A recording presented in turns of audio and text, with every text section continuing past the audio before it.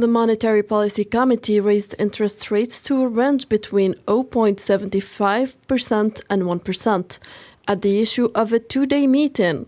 Jerome Powell, the chairman of the powerful Federal Reserve, then clarified during a press conference that further hikes of half a percentage point would be on the table at the next two meetings.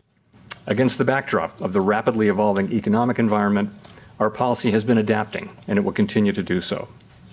At today's meeting, the committee raised the target range for the federal funds rate by a half percentage point and stated that it anticipates that ongoing increases in the target range will be appropriate. We also decided to begin the process of reducing the size of our balance sheet, which will play an important role in firming the stance of monetary policy. Powell did not give any indication on the rest without panicking Wall Street, which ended in the green, the Dow Jones closing up 2.81% and the S&P 2.99%.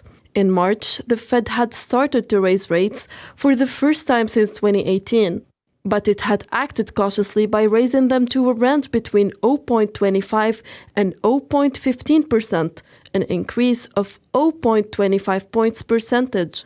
However, it had signaled its desire to mark 6 other increases this year, or as many as meetings by the end of 2022. Since then, inflation has continued to rise. Aggravated by the war in Ukraine, in March it reached a peak not seen since December 1981, plus 8.5% over 1 year, according to the CPI index. The surge in prices of crude oil and other commodities that resulted from Russia's invasion of Ukraine is creating additional upward pressure on inflation.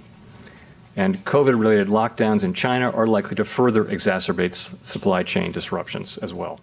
The American Central Bank has two main missions: to ensure price stability and full employment. Powell repeated that with a very low employment rate, a shortage of workers, emissions by the millions each month, and plethora of job offers, the labor market was extremely tense and at an unhealthy level. Consistent with the principles we issued in January, we intend to significantly reduce the size of our balance sheet over time in a predictable manner by allowing the principal payments from our securities holdings to roll off the balance sheet, up to monthly cap amounts. For Treasury securities, the cap will be $30 billion per month for 3 months and will then increase to $60 billion per month. To attract candidates and retain employees, companies increase wages, which has the effect of fueling inflation. In addition to rising key rates, the Fed announced that it would start reducing its balance sheet as of June 1st, another major step in the normalization of monetary policy.